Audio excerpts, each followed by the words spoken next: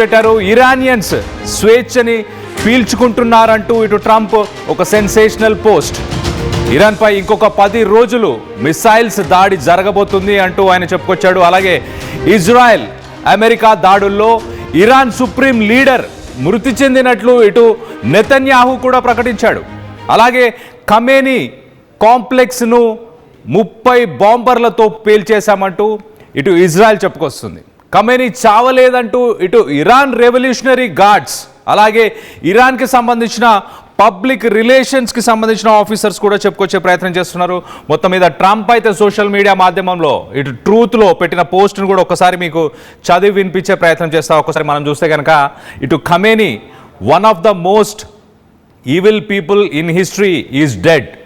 This is not only justice for the people of Iran. So మొత్తానికైతే Khamenei ప్రపంచంలోనే హిస్టరీలోనే ఒక అత్యంత క్రూరాతి క్రూరమైన ఒక వ్యక్తి. అలాంటి వ్యక్తి ఇప్పుడు చనిపోయాడు. ఇది న్యాయం, ఇటు ఇరాన్కి ప్రజలకి ఇది ఒక న్యాయం జరిగింది ఇప్పుడు.